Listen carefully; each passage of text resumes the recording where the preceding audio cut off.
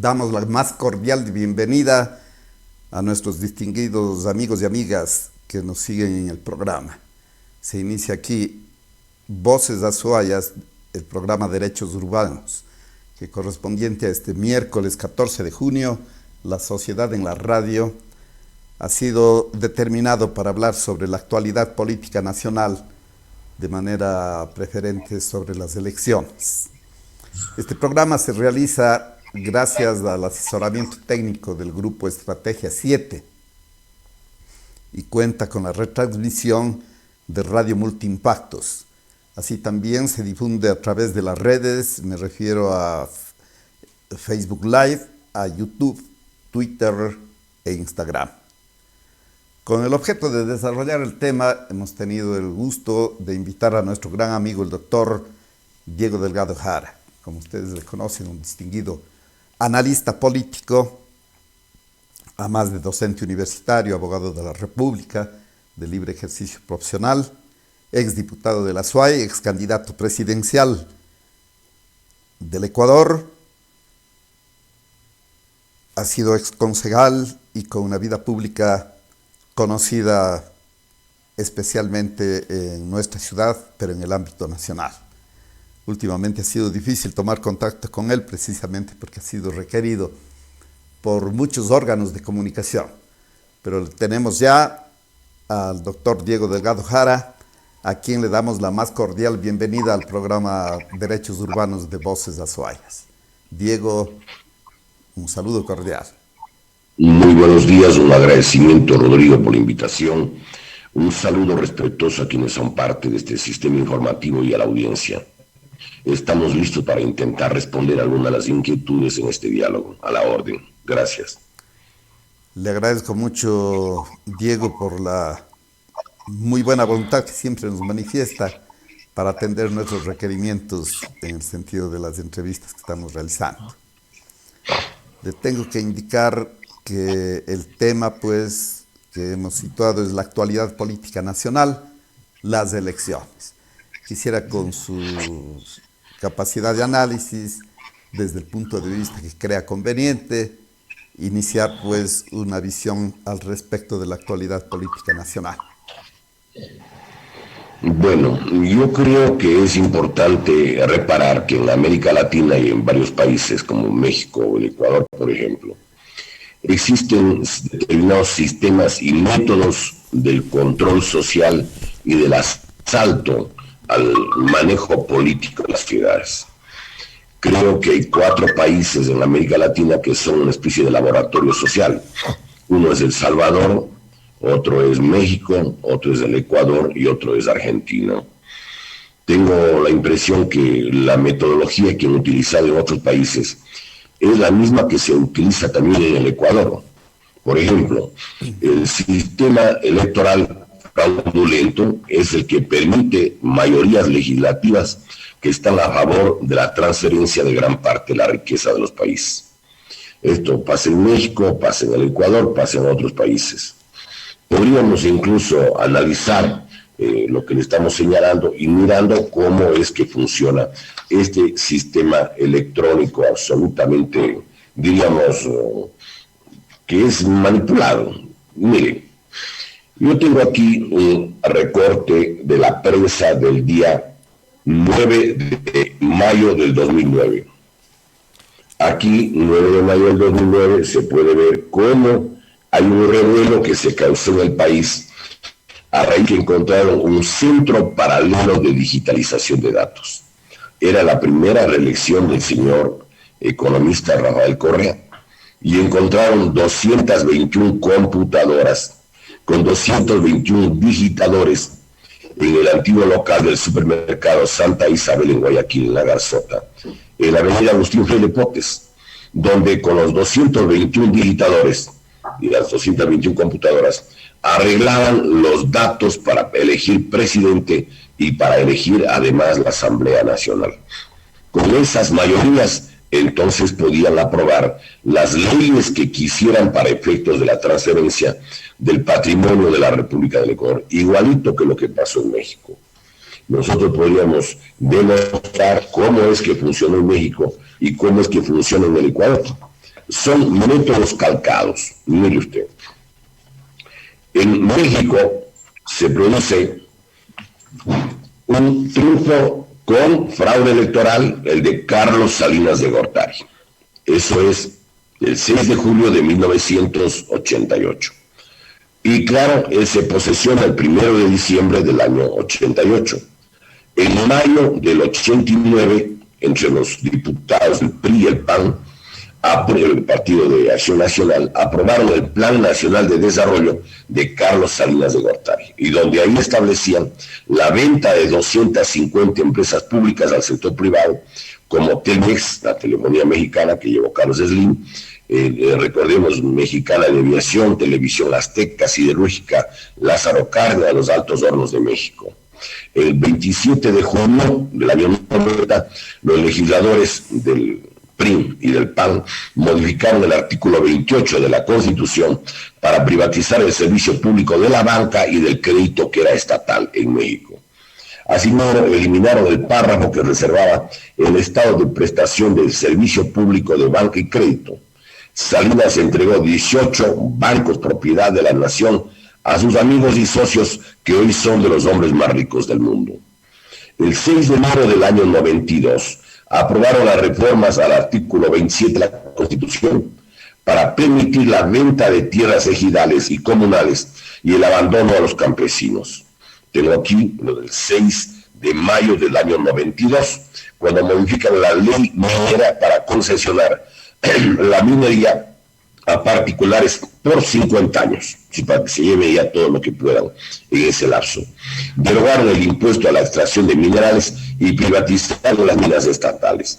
Salinas entregó 6.600.000 hectáreas de reservas nacionales a Peñoles, al Grupo México, al Grupo Carso, que es de Carlos Slim. Y así vemos como el 22 de diciembre del año 92, el PRI y el PAN, aliados, reformaron una ley para permitir que las empresas privadas se hagan cargo de generar electricidad. Y claro, y uno puede ir viendo cada gobierno qué empresas de carácter público va entregando. Por ejemplo, en el año 94, el PRI está otra vez en el poder con fraude de la mayoría legislativa. Y entonces el 17 de marzo del año 1995, el PRI aprobó el aumento del IVA del 10 al 15%, mientras el PAN asimilaba o simulaba estar en contra. El 12 de mayo del año 95, en otro fraude electoral y otra mayoría legislativa producto del fraude, reformaron la ley para vender todos los ferrocarriles nacionales de México a empresas nacionales y extranjeras. Cedillo fue contratado como asesor del Consejo de Administración de la Unión Pacífico, que fue la empresa que compró los ferrocarriles de México. El 23 de mayo del año 96, modificaron el sistema de ahorro para el retiro y entregaron las pensiones de millones de trabajadores y las financieras privadas a que administren obviamente las comisiones de los sectores del sector de la banca que se hizo cargo de justamente lo que era banca pública antes. Así podemos ir viendo de cada uno de los gobiernos, pero aquí en el Ecuador quiero demostrar que es exactamente igual. En nuestro país se hace mayoría con fraude y se aprueban las leyes, igual que en México. Le voy a demostrar, mire, y le voy a demostrar porque tengo aquí toda la información para ese efecto. Aprobaron en el año 2009, luego de que encontraron las 221 computadoras y los 221 digitadores en el supermercado Santa Isabel, al norte de Guayaquil. Y aprobaron con una mayoría, producto del fraude y la manipulación de las 221 computadoras y 221 digitadores de la empresa Digital Team, la Ley Orgánica de Empresas Públicas. Esta se publicó en el suplemento del Registro Oficial 48 del viernes 16 de octubre del 2009, que permite que una sola persona, el presidente de la República, pueda él solito nombrar todos los directorios de todas las empresas públicas y pueda además él mismo transferir los bienes nacionales. Igualito que lo que hizo Menem en Argentina, o lo que hizo Carlos Salinas de Gortari en México, o Gonzalo Sánchez de Lozada, por ejemplo, en Bolivia, o lo que hizo Alberto Fujimori en el Perú. Otra ley, sacaron la Ley de Seguridad Pública del Estado para excluirle, para retirarle a las Fuerzas Armadas, que eran parte del directorio de INESEL, el Instituto Nacional de Electrificación, de Petroecuador, de la flota petrolera ecuatoriana, del sector de telecomunicaciones, de todos los sectores. Esa ley está publicada en el registro oficial 35 del lunes 28 de septiembre del 2009. Y el artículo con la que le sacan a las Fuerzas Armadas y a toda entidad que pudiera enterarse de los negocios de los que estaban inmersos es el artículo 44 de la Ley de Seguridad Pública y del Estado. Quiero recordar, hicieron también la Ley Orgánica de Planificación y Finanzas Públicas, con esa mayoría de carácter fraudulento. ¿Y qué es lo que hicieron? Mire, publicaron en el segundo suplemento del registro oficial 306 del viernes 22 de octubre del 2010, ¿sí? Justamente el Código Orgánico de Planificación y Finanzas Públicas, que permite, ¿sí?, que todo lo que es deuda pública lo puede hacer una persona, el presidente de la República. Artículos 138 y 137 de la Ley Orgánica de Planificación y Finanzas Públicas, publicada el viernes 22 de octubre del 2010. Vale. ¿Qué más hicieron? Estamos hablando del periodo 2009-2013. La Ley Orgánica de Educación Superior, para excluir a gran parte de la juventud, encargar a un grupo de mexicanos que iban a hacer los exámenes selectivos y dejaban fuera a gran parte de los estudiantes. También la Ley Orgánica de Educación Intercultural, con las que prácticamente fue el preludio para sacar a más de 70,000 maestros normalistas y la destrucción de las organizaciones populares. En el periodo 2013 al 2017, allí hubo otro fraude. Se le puede ir demostrando fraude tras fraude. Mire usted, allí en ese periodo salió el Código Orgánico de la Producción, Comercio e Inversión, se llama COSIP, publicado en el segundo suplemento del registro oficial 56 del 12 de agosto del año 2013, y que permite la entrega de los puertos marítimos del Ecuador, alegando que cuando no se tenga la capacidad técnica o económica, o cuando la demanda del servicio no pueda ser cubierta por empresas públicas o mixtas, el país puede esto delegar y entregar a manos privadas. Quiero recordar que con esta ley entregaron Puerto Bolívar 60 años, Puerto Pozorja 50 años, el puerto de Manta 40 años y el puerto de Providencia, la región amazónica, la provincia de Sucumbíos, a orillas del río San Miguel, le entregaron a una compañía brasileña 30 años. ¿Qué más hicieron? Aprobaron la Ley Orgánica del Servicio Público de Energía Eléctrica. ¿Cuándo aprobaron? Está publicada en el tercer suplemento del registro oficial 418 del viernes 16 de enero del 2015, que permite la entrega de todas las centrales hidroeléctricas a las multinacionales y en forma desglosada, dice, abro comillas, las actividades de generación, transmisión, distribución y comercialización, importación y exportación de energía eléctrica y servicio público general entre empresas estatales de los estados de la comunidad internacional. Artículo 24, y en el artículo 25, en cambio, a las empresas multinacionales privadas. Todo puede ir a manos privadas y están queriendo vender ahora, como antes del gobierno de Correa, la central hidroeléctrica de Sopladora, Mandariacu y Ocaña.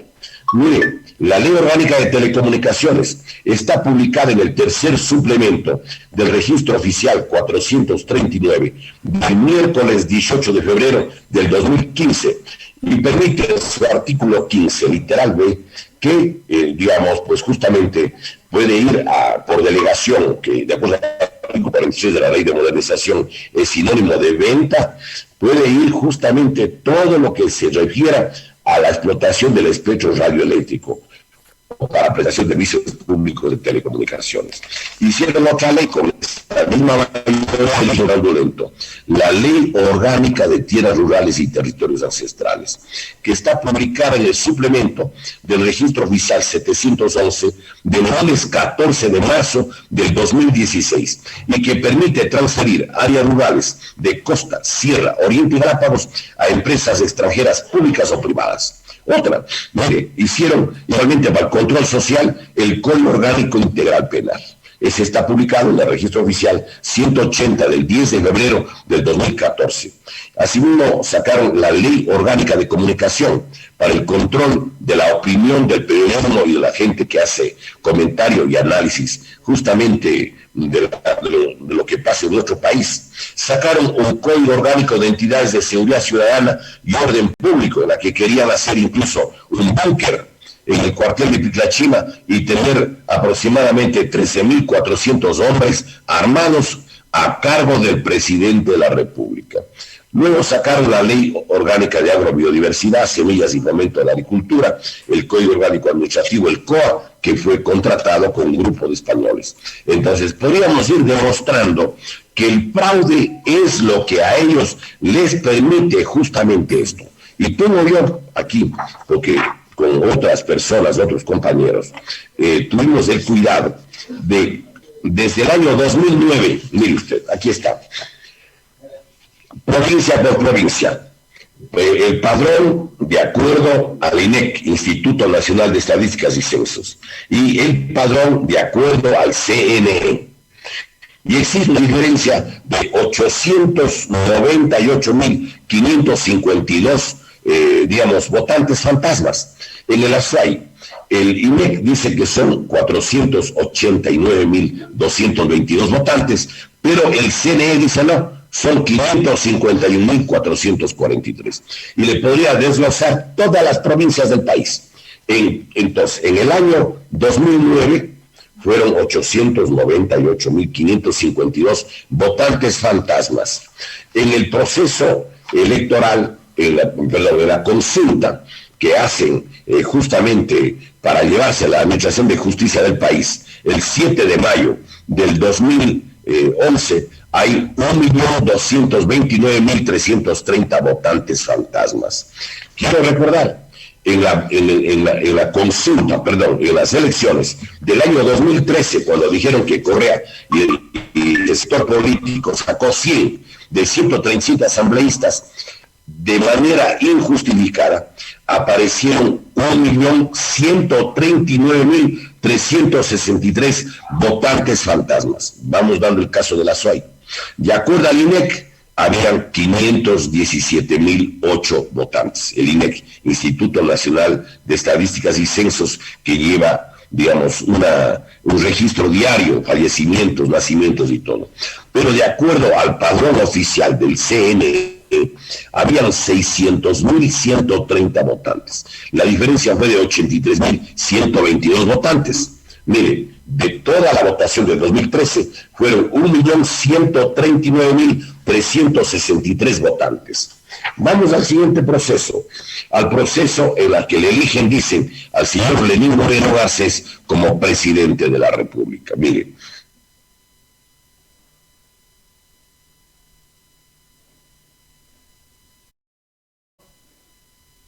¿qué hacemos?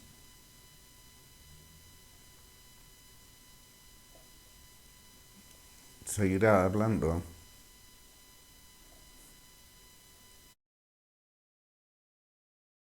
6 votantes.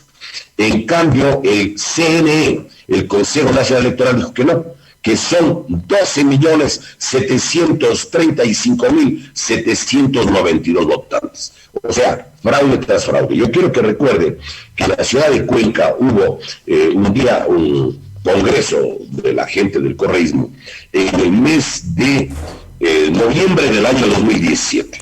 Y hay una discusión entre los correístas con la gente que estaba con el señor Lenín Moreno Garcés.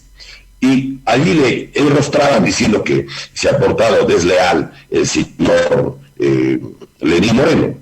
Se levantó el secretario, y está en las redes esa declaración, el doctor Eduardo Mangas, que entiendo que es un abogado nicaragüense, y entiendo que es el compañero, o sea, esposo de doña María Fernanda Espinosa. Y dijo él, públicamente está la grabación circulando, ¿de qué se quejan, señores, si no ganamos ni la primera ni la segunda vuelta? No ganaron. Y recuerde usted que en ese proceso electoral hicieron aparecer que ha ganado el señor Lenín Moreno, que no ganó. Y quiero recordar otra cosa adicional, pues, y que valdría la pena que la gente haga memoria. Mire, el día 7 del mes de 7 de febrero del 2000,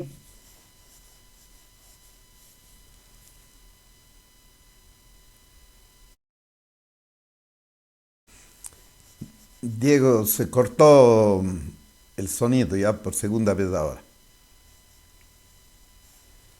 ¿Puedes revisar Del alguna? día martes 9 de febrero del 2021. En 8 provincias gana Arauz, en 14 provincias gana Yacu Pérez, y en 2 provincias gana Lazo, 2. La una es Galápagos, que tiene 16,000 votantes, una fracción de Baños, digamos, de Ricaute, de Sicay, de Sayausí, de cualquiera de las parroquias rurales del Cantón Cuenca. Y entonces, ¿cómo es que en ese sentido, quiero recordar, ¿sí?, cómo es que le proclamaron presidente? Y recuerde de que el señor Lazo, viéndose acorralado, un rato dijo que él aceptaba que abran las urnas, que abran todas las urnas, el 100% en la provincia de Guayas y el 50% en 15 otras provincias del Ecuador. Pero inmediatamente él acudió y fue al Consejo Nacional Electoral, apoyado por el economista Rafael Correa, que desde Bélgica decía que no permitir abrir las urnas, acuérdese usted, y no permitieron que se abran las urnas, violando el artículo 141 del Código de la Democracia. ¿Por qué no querían abrir? Porque los finalistas no eran finalistas, primero. Segundo, muy probablemente el candidato de Pachacuti tenía una votación mayor, y una buena parte, un porcentaje alto de los legisladores no fueron elegidos. Los que fueron en verdad elegidos no fueron posesionados. ¿Cómo iban a permitir que abran las urnas? Entonces estamos siempre aquí en el Ecuador en un sistema electrónico fraudulento, absolutamente fraudulento. E incluso yo quisiera recordar algo, mire, yo tengo aquí la certificación que conseguimos del doctor Julio César Trujillo. El artículo 210, inciso tercero de la Constitución, dice que no puede haber reelección para los cuerpos colegiados que, entre otros, nombra el Consejo de Participación Ciudadana y Control Social, como es el Consejo Nacional Electoral. Mire, aquí está la certificación del doctor Julio César Trujillo y del señor secretario, el doctor Darwin Seraquí Abad. ¿Quiénes eran miembros del Consejo Nacional Electoral? Le leo: Armando Gustavo Vega Delgado, el anterior; Shirán Diana Atamaín Huampuzar; José Ricardo Cabrera Zurita; Camila Moreno Zubia. Y estaba también, quiero recordar, otra persona, el coronel Alberto Molina Flores. Entonces, si nosotros analizamos, vamos a ver que los que les sustituyeron a ellos tienen 2 miembros, 2 vocales que valdría la pena recordar. ¿Cuáles son? Miren, forman parte del actual Consejo Nacional Electoral 2 personas que no podrían, porque eso es inconstitucional: el señor ingeniero electrónico José Ricardo Cabrera Azulta y Atamaín Huampuzar Shiram Diana. Yo presenté la demanda el día 2 de febrero del año 2021, indicando que es una constitución inconstitucional, ilegal, y de todo lo que haga el Consejo Nacional Electoral es nulo, de nulidad absoluta. Estamos en el mes de junio del año 2023, más de 2 años después, y todavía no despachan la demanda y la reclamación que hicimos un colectivo de abogados que se llama Abogados por la Patria. Mire usted, todo es un manoseo, y va a proclamar resultados. A los que ellos quieran les van a designar. Siempre han hecho eso y van a continuar realizando justamente ese tipo de proclamación de resultados, para que les garanticen lo que significa el despojo, el saqueo nacional. Yo le voy a demostrar algo que mucha gente en la SOE quizás no conoce. Mire, le voy a demostrar una cosa que es extremadamente grave, y que es justamente la riqueza minera que el país está perdiendo. Mire usted, aquí están las empresas mineras, sobre todo la empresa de la provincia de Zamora Chinchipe, es la mina Mirador. La mina Mirador, sí, es la que más dinero obtiene en el país. No más que el petróleo, perdón, no más que el banano, más que el camarón, no más que las flores. Pero espérese, a que usted vea cómo le tapan la información al pueblo ecuatoriano. En el día 2 del mes de diciembre, Diario El Comercio, antes que desaparezca la edición impresa, tiene la siguiente información que vale la pena que la gente sepa. La exportación minera creció. Aquí está, Diario El Comercio. Página 1. Página 2. Cada trimestre exportan, sacan, óigame, 4 toneladas de oro puro. 4 toneladas de oro puro. Que significa en cada trimestre, las 4 toneladas, la cantidad de 706.300.000 dólares por cuatrimestre. En el año sacan 2.825 millones solamente la mina Mirador. Ojo, pero no hay solamente la mina Mirador, pues hay la mina Fruta del Norte, hay la mina que tienen en la provincia de Morona, Santiago, ¿sí? Y mire, el presidente de la República, el actual, el señor Guillermo Lasso, al que le proclamaron presidente, gracias a los señores correístas y a los señores socialcristianos, aquí está, El Universo, lunes 26 de diciembre del 2022, página 7. Mire, entrega a él, sí, 169 áreas adicionales. Contrato. ¿Para qué? Para que se lleven oro, plata, cobre, tierras raras. Y entonces, uno tiene que preguntarse, bueno, señores, ¿por qué están haciendo esto? Si el Ecuador necesita ese dinero de la telefonía celular para el desarrollo del país. Le voy a dar algunos datos de la gama Mirador. Mire usted, tengo aquí las 2 empresas que forman parte de Ecuacorriente, Sociedad Anónima, EXA, son la empresa China Railway Constructions, compañía limitada, y la Tolin Ferrous Metals Group Holding. Esas son las 2. ¿Cuánto gastaron en la inversión total para sacar el oro que están sacando? Nos dice el presidente del consorcio, Hu Jiandong, en el discurso de inauguración, que está publicado en Diario El Comercio del miércoles 20 de febrero del 2019 en la página 5. Ahí está. Y el señor, claro, contentísimo, porque ¿cuáles son las reservas que se van a llevar en 49 años? Óigame, en cobre, 3.180.000 toneladas. En oro, 3.390.000 onzas. Y además en plata, 27.100.000 onzas de plata. Eso está publicado en el Diario El Comercio del miércoles 20 de febrero del 2019 y El Comercio del día lunes 15 de julio del 2019, página 4. Ahí está. Entonces, uno va mirando, ¿sí? Por ejemplo, Fruta del Norte. Hay otra mina que estaba guardada, que nadie sabía, y que solamente se conoció cuando les mandaron votando a los técnicos en el gobierno del señor Lenín Moreno.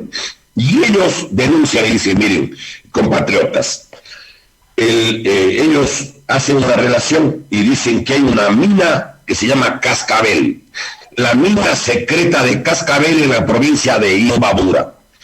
Resulta que este proyecto, la mina Cascabel, sí, tiene una vida útil de 49 a 66 años, pero tiene lo siguiente: la concentración subterránea de plata más grande de todo el planeta. La concentración de plata subterránea más grande del mundo. La tercera concentración mundial de oro, con más de 26 millones de onzas. Y el sexto depósito mundial de cobre, con 10.9 millones de toneladas de cobre. Ahí está. 4 de ellos sacaron a luz esta mina que nadie sabía. El día jueves 13 de junio del 2019, en la página A6 del Diario El Comercio. Es decir, ni siquiera la población nacional conocía esto. ¿Cómo así pudieron conocer?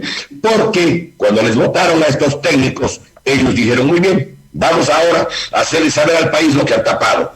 Y están votándonos porque no quieren que la población ecuatoriana conozca la riqueza inmensa que tiene la mina secreta de Cascabel. Y que, claro, a espaldas del país y habían entregado a una empresa australiana y que tiene también capital canadiense. Hay otra mina, la mina Pananza San Carlos, que todavía no explotan. Esta mina está ubicada, sí, en Morona, Santiago. el consorcio se llama Export Cobres. Sí. La mina de Panamá San Carlos tiene las dos mismas compañías chinas, la China Royal Construction y la otra que es la Tomlin Non-Ferrous Metals Group. Bueno, ¿qué es lo que tiene esta mina? Esta mina tiene la segunda concentración del planeta en cobre, 14.000 millones de toneladas de este metal. 14.000 millones. Y yo quiero que recordemos algo. En Morona, Santiago, sacaron a todos los pobladores colonos shuaras de la zona de Nanquín, de la misma manera que hicieron en la provincia de Zamora Chinchipe. Recordemos en Tundaime, donde arrasaron todas las casas, la escuela, hasta la iglesia, todo arrasaron, para entregar justamente a las multinacionales. Entonces yo me pregunto, ¿más esto lo más importante que debe el país hacer? Recuperar el patrimonio social y nacional. Miren, en Chile, el presidente Salvador Allende recuperó para Chile las 4 minas más grandes de cobre de ese país que están en el desierto de Atacama. Chuquicamata, El Teniente, La Escondida y la mina Salvador. Esas minas están en manos de la Kennecott Cooper Company y la Anaconda Company. Ni el general Pinochet se le ocurrió entregar las minas de cobre a manos privadas. Y mire, aquí está el dato del año 2021. Obtuvieron una ganancia. Ese es el dato de Codelco, la Corporación del Cobre. Sí, es la cantidad de 7.350 millones de dólares solo en cobre, mucho más del doble de lo que es por telefonía celular, poniendo como referente el año 2014. 7.350 millones. Yo pregunto, ¿deberíamos o no, los ecuatorianos, luchar porque se recupere el patrimonio social y nacional? Que se recupere todo lo que está entregando el señor Lasso, que entregó el señor Correa, con esas leyes hechas de manera fraudulenta, con mayorías legislativas no elegidas. Todo es fraude, igual que en México. Es la metodología del robo a los pueblos, es la metodología del robo a los países. Sería bueno que algún candidato presidencial proponga la recuperación de la riqueza nacional. Eso es lo que podría ayudar a que nuestro país salga de tanta necesidad. Además de que tienen que recuperar cerca de 70.000 millones de dólares de lo que ha significado por la corrupción. Y habría que dar en la Constitución un artículo que diga, mire usted, a mí me parece que habría que poner eso. Las Fuerzas Armadas tendrán como misiones fundamentales las siguientes: la conservación de la soberanía nacional plena, la independencia y unidad del Estado nacional y preservar su espacio territorial irreductible. 2. Precautelar que en el territorio patrio no existan elementos de Fuerzas Armadas, no hay espionaje extranjero. 3. Garantizar que los recursos naturales no renovables y estratégicos del país, así como sus servicios públicos más rentables, esto es el patrimonio social y nacional de la República, no sean entregados a intereses y empresas privadas y multinacionales, y se contribuya para que en este campo no existe impunidad para los responsables de los perjuicios al erario fiscal en estas materias, sea por peculado, privatizaciones o concesiones que lesionen o hubiesen lesionado los intereses nacionales. Y también proteger la naturaleza nacional, no que se confronten con los indígenas y campesinos, no, juntos tienen que proteger la naturaleza nacional, al bienestar de este y de las futuras generaciones, impidiendo la destrucción de la flora, la fauna, el agua y la tierra en todas sus modalidades, que no es más que recoger justamente lo que dice, quiero recordar, sí, los objetivos nacionales permanentes, 5º, 6º y 7º, que fueron derogados por el gobierno del señor economista Correa. Entonces, ¿por qué no vamos a la recuperación de la riqueza nacional? Eso es, incluso yo me permitiría hacer una sugerencia. Ojalá algún candidato tenga las agallas, la voluntad nacional, el respaldo del pueblo va a tenerlo. Que pongamos un artículo en la Constitución que diga, esto es elaboración de un colectivo que tenemos nosotros y que se llama Ecuador libre y eterno. Queremos hacer un movimiento patriótico para pelear contra tanta trajalada de bandolero en nuestro país y en nuestro Ecuador bendito. Que es lo siguiente. Abro comillas, esta es la propuesta nuestra. El pueblo ecuatoriano recupera para sí la propiedad absoluta y control exclusivo, así como la titularidad patrimonial inalienable e intransferible del petróleo, minas, tierras raras y gas ubicados en el territorio de la República, en sus aguas territoriales y mar adyacente, así como el sector eléctrico, telecomunicaciones, biodiversidad, agua potable, agua de riego, ríos, vertientes, riberas y playas, puertos, aeropuertos y carreteras de todo el país. El pueblo ecuatoriano proclama y reivindica para sí toda la riqueza ideológica y pesquera ubicada en sus aguas territoriales y en las 200 millas de mar territorial, y declara patrimonio alimenticio irrenunciable y exclusivo de la nación. Las tierras de la República y los territorios ancestrales son propiedad y patrimonio de los ecuatorianos y es un elemento fundamental e intransferible, imprescindible para garantizar la soberanía alimentaria de la sociedad.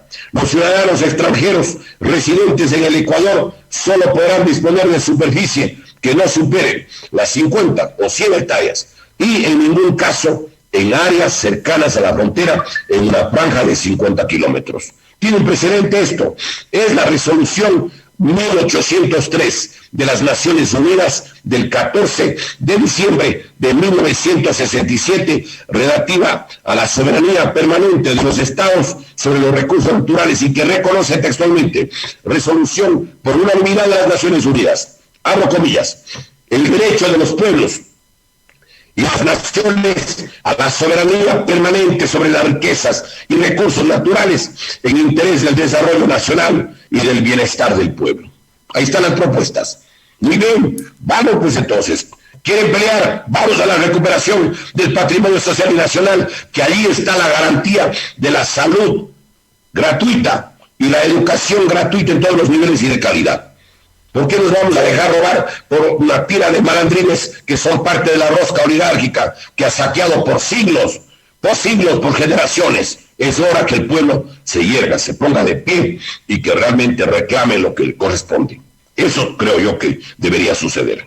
Diego, usted ha hecho una extensa relación de algunos aspectos que merecen análisis, pero que por el asunto del tiempo en este programa no vamos a poder concretarnos. Yo podría decir que se resume la comparación que en principio ha hecho con algunos países en Latinoamérica, especialmente con México, en donde han habido aplicaciones de un vergonzoso fraude electoral y que de la misma manera ha repercutido, se ha reflejado aquí en las elecciones que se han venido dando desde el año 2009. Usted en algunas ocasiones se ha referido al fraude y sobre todo al excesivo número de empadronados, que realmente en más de 1.139.000, según señalaba usted, son inexistentes. Con una cantidad así de votantes, un tribunal electoral mañoso puede hacer o cumplir absolutamente todas sus determinaciones de fraude. Pero además usted en la relación ha hecho que los fraudes se realizan con el objeto de que los gobiernos que son el producto de dicha actitud han realizado onerosos contratos en contra de sus países, especialmente del Ecuador, por entregar a las empresas privadas. Pues bien, este es el panorama. Yo le querría decir que, aunque son importantísimas las propuestas que usted ha hecho en la última parte de su intervención, del movimiento político que pretende pues llevar adelante, lo cierto es que para las elecciones futuras hay, por haberse terminado el plazo el día de ayer, 8 binomios u 8 candidaturas de la presidencia y vicepresidencia de la República. Claro que estamos en un periodo todavía de objeciones. Si no se presentaría ninguna objeción que dañe las aspiraciones de ninguno de los candidatos, tendríamos entonces los 8 candidatos. Yo quisiera, bajo su análisis, que determine quiénes son los que están directamente comprometidos con las mañoserías del fraude. Es decir, candidaturas oficiales a través de los periodos que hemos tenido de los gobiernos de Correa, de Moreno y de Lazo. Bueno, es necesario dar una dirección al electorado. Y no solamente esto, sino que si es necesario, es conveniente denunciar las irregularidades que puedan presentarse en el CNE, porque pese a la guerra avisada, nos estamos encaminando a repetir nuevamente un fraude, en donde se manejan por detrás los mismos intereses que usted ha destacado, Diego. Entonces yo desearía, por favor, un análisis al respecto de los binomios que hasta la noche de ayer fueron presentados ante el CNE para su calificación. A ver, yo creo que debemos recordar algo. En el Ecuador no era tan fácil cometer fraude cuando la contabilización de las papeletas era manual. Recuerde usted que cuando ganó Jaime Roldós Aguilera el 16 de julio del año 1978, en la primera vuelta, y en la segunda el 29 de abril del año 1979, en 3 horas se tenían los datos de toda la República. Cuando ganó el ingeniero Febres Cordero en el año 1984, en 3 horas se tenían los datos de toda la República. Cuando ganó el doctor Rodrigo Borja, en 3 horas, año 1988. En el año 1992, Sixto Durán, en 3 horas los resultados. Y cuando ganó Abdalá Bucaram, en 3 horas los resultados. ¿Cómo así? La contabilización se hacía manualmente, junta por junta, y se iban dando los datos de las 7 ánforas. Una ánfora presidente y vicepresidente, una segunda ánfora era alcalde y vicealcalde, la tercera era concejales, la cuarta era consejeros, la quinta era prefecto provincial, la otra era consejeros provinciales, y los otros eran diputados nacionales y diputados provinciales. Eran 7, y los 7 se tenía en 1 hora y media el resultado. Y en la cadena nacional, la radio, quiero recordarle, ¿qué es lo que hacían? Los de la radio sencillamente, ¿sí?, daban los resultados parroquia por parroquia. En la parroquia del vecino, San José del Vecino en Cuenca, mesa número 3, número 4, número 5, número 7. En Huayna en Guayaquil, las mesas de la parroquia Jimena, la parroquia Febres Cordero, o en Quito, en La Tola, o en cualquier lado del país, en la votación de en Machala, o en Ambato, o en Riobamba, o en cualquier lado del país. En 3 horas se tenían los datos de todo el Ecuador. Pero cuando llega el economista Correa, recuerde usted, después de un resultado dudoso, cuando estuvo la empresa Evote, una empresa brasileña, que se fue inmediatamente luego de proclamar un resultado que la gente quería impugnar, la empresa Evote en el año 2006, ellos establecieron las juntas intermedias que debían llevar los originales de las actas a Quito y una cantidad de cosas adicionales. Precisamente, a mi modo de ver, para consolidar los resultados fraudulentos. Y hemos mostrado hace minutos cómo es que había el Centro Paralelo de Digitalización en el supermercado Santa Isabel, el día viernes 8 de mayo del 2009. ¿Cómo así? ¿Y por qué es que allí encontraron? Y recuerde que entre otra gente llegó Cintia Viteri, Enrique Herrería, estaba Luis Almeida, Dalo Bucaram y otras gentes que dijeron: señores, ¿y por qué ha habido este centro paralelo? ¿Cómo así? Aquí están proclamando los resultados, aquí están acomodando los datos, acuérdese. Y les sancionaron, querían clausurarle 30 días al canal de televisión Teleamazonas porque pasó en vivo esas imágenes. Acordémonos. Entonces, es el fraude electoral lo que les hace consolidar rayos. ¿Cuáles son los partidos de la trinca oligárquica? Los partidos que son parte de esta argolla, de esta rosca. Sí, ahí está. Mire, el Partido Social Cristiano, el Partido de Correa, que es ha llegado al Partido Social Cristiano. Yo creo que el gobierno social cristiano que más ha durado en el Ecuador es el de Rafael Correa. Y le voy a demostrar por qué le digo. Luego, recuerde usted, ahí estuvo el señor Lenín Moreno y el señor, justamente, el señor actual presidente Guillermo Lasso, pues. Quiero recordarle cosas como las siguientes. Mire, yo tengo aquí la hoja de vida del presidente Rafael Correa. Esto es del año 2006. Él era funcionario del ingeniero León Férez Cordero del 1984 a 1987. 2 veces le pasó ese dato por la nariz la señora Cintia Viteri en la campaña del 2017. Luego fue director administrativo financiero de los proyectos de educación financiados por el Banco Interamericano de Desarrollo del BID, el héroe encargado.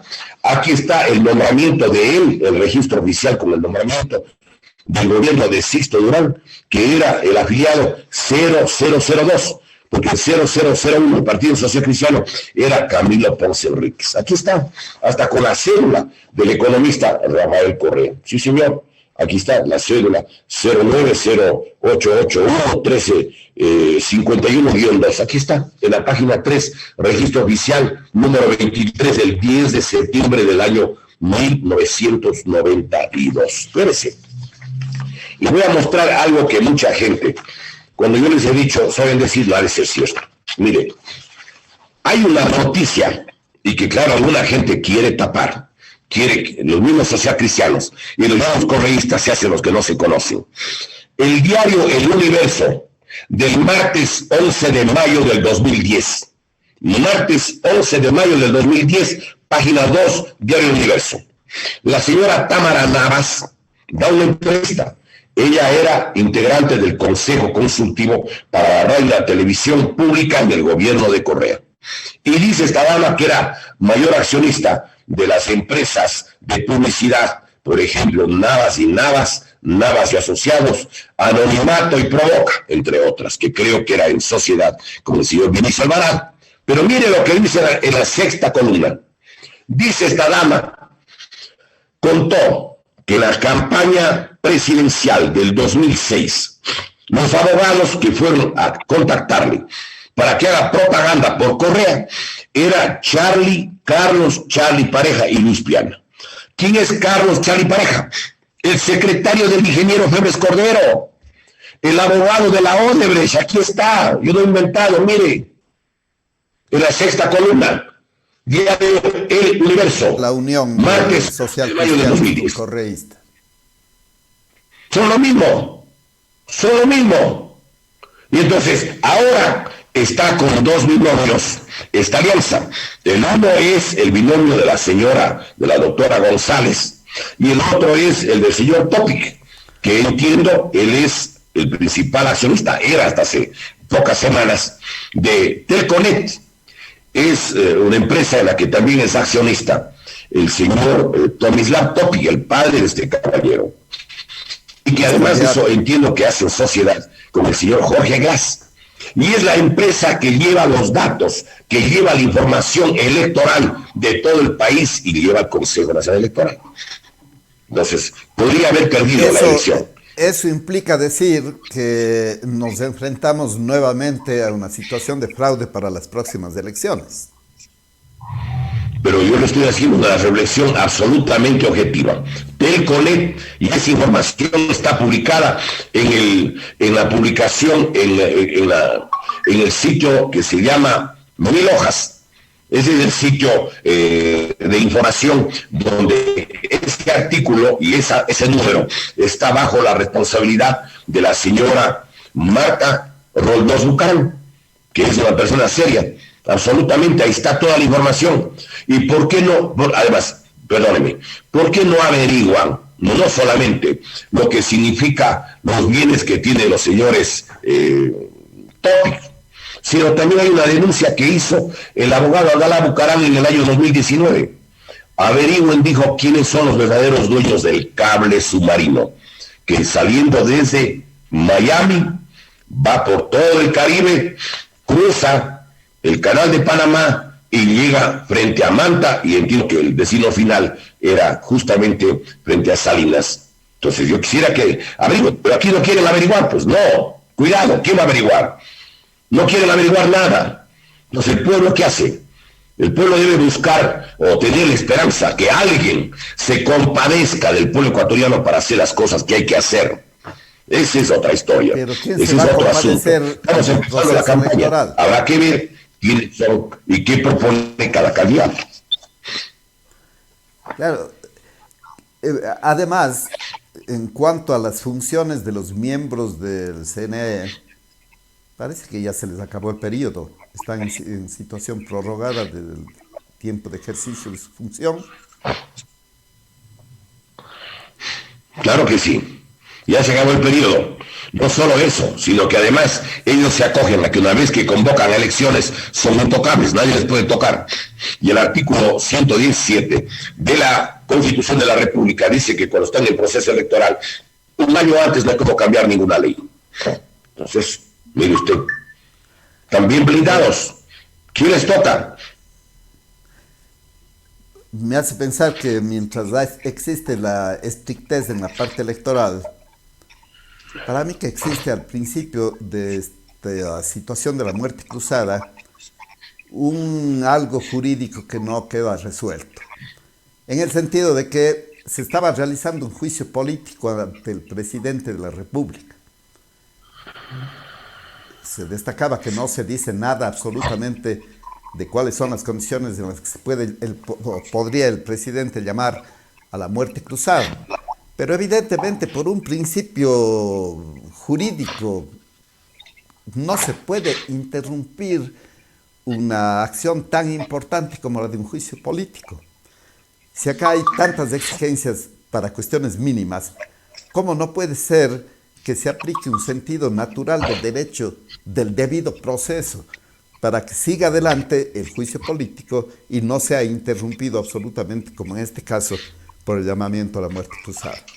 Eso es un vacío legal que a mí me queda mientras toda la opinión pública, pues, y todos los participantes en este proceso electoral aparentemente lo han aceptado.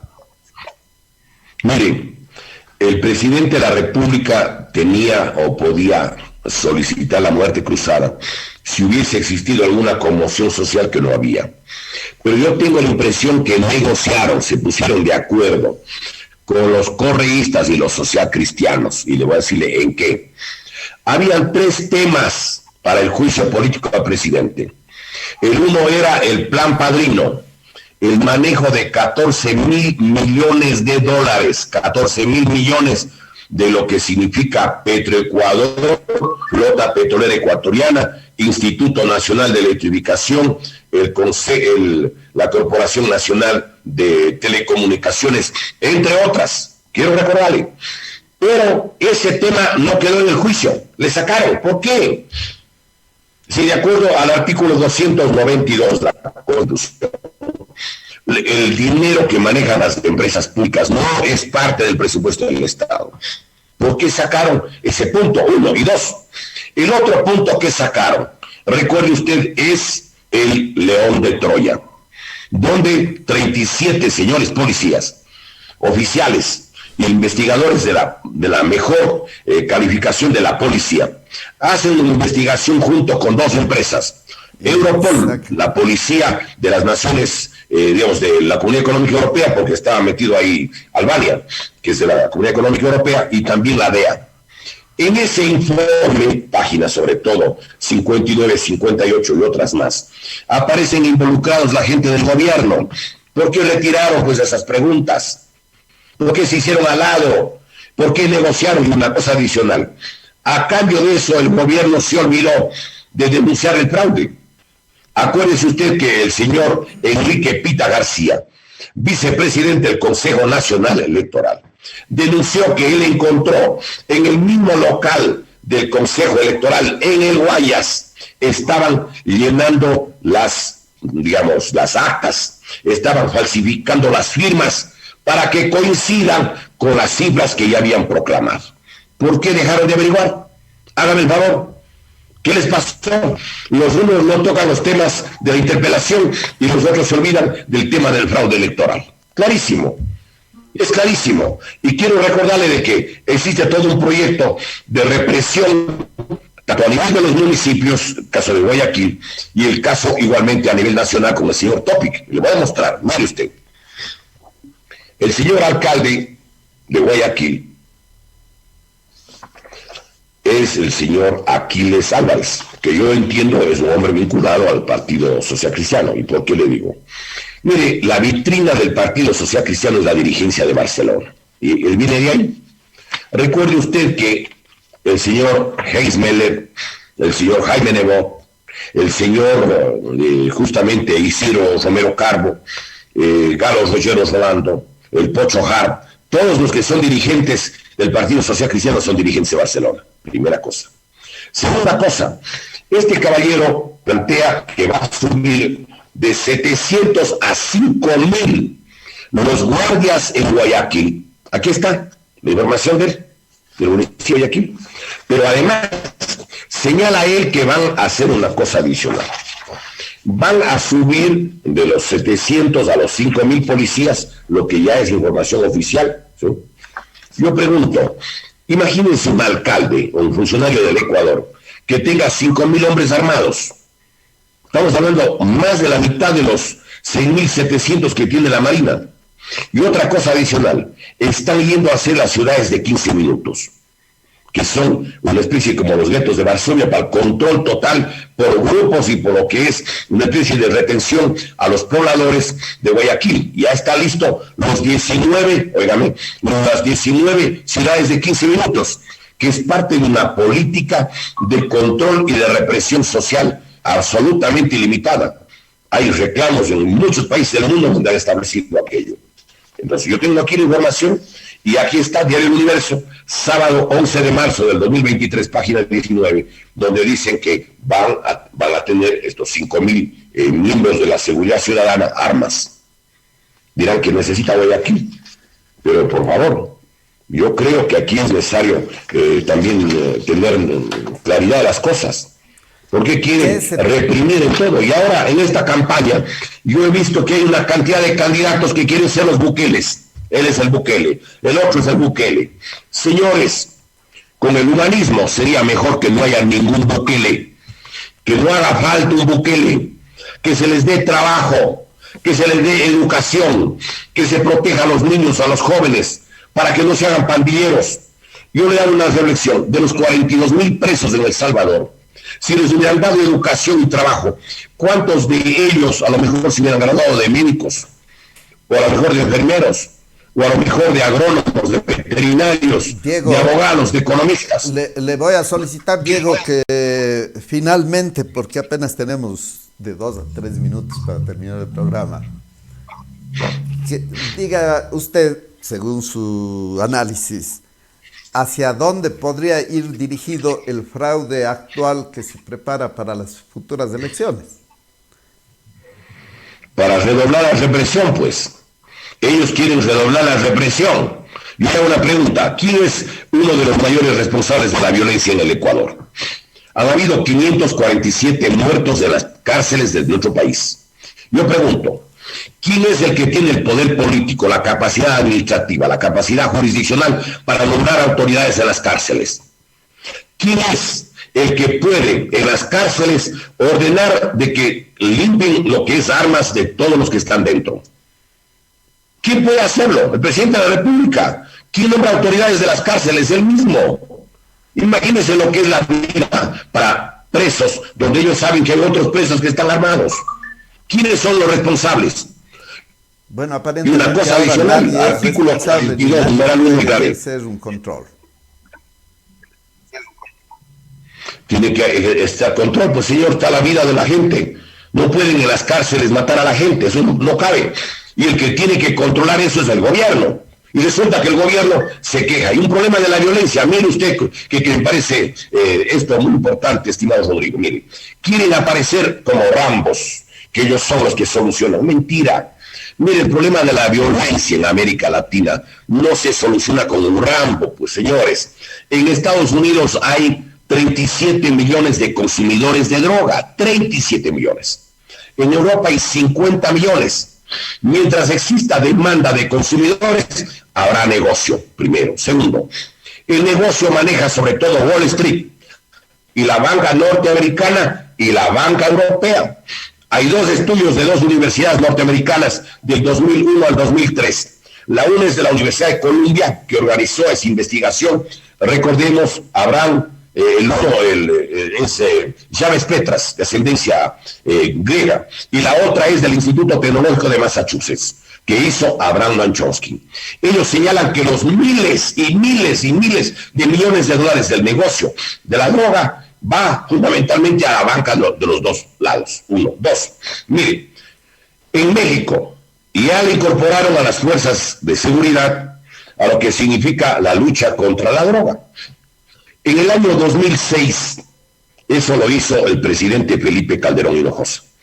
Y los 6 años del gobierno de él, porque son sexenios, y los 6 años del gobierno del señor, recuerden, Enrique Peña Nieto, hubo 232,000 muertos, más que los que se produjeron en los 10 años de la guerra de Siria. Y ahora, con el gobierno del señor López Obrador, hablan de que el número es de 156,000. No es el problema que sale un Rambo, como quieren hacer aparecer. No, señores, están equivocados. Esa es una equivocación. Y Colombia. En Colombia hay 7 bases aéreas norteamericanas.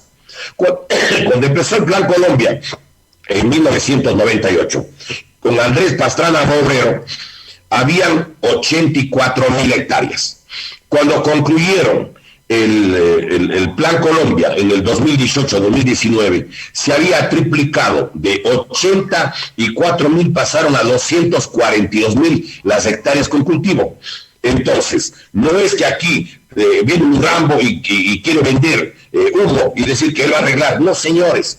Esto tiene que arreglarse de forma muy inteligente con los países de América Latina y recordar cómo los propios Estados Unidos pudieron neutralizar a los grupos de gángsters cuando prohibieron el consumo del tabaco y el alcohol. Yo creo que hay que analizar... Quizá Rambo no clasifique para la segunda vuelta. Le debo comunicar, Diego, que ha terminado el programa por haberse terminado el tiempo. Le agradezco muchísimo acerca de su ya consabida forma de intervenir, llena de datos, con una gran memoria al respecto de toda la historia nacional última en el plano político, que nos ha tenido la oportunidad de expresarlo. Su bondad. Y quedan naturalmente una cantidad de temas por desarrollar. Quizá tengamos la oportunidad de continuar con una nueva invitación. Quedo muy agradecido por su asistencia al programa y mi cordial agradecimiento también a toda la directa audiencia que nos ha seguido en Derechos Urbanos. Despedimos del programa. Muchas gracias a usted, a la audiencia. Muy gentil, a la orden. Gracias. Gracias, Diego.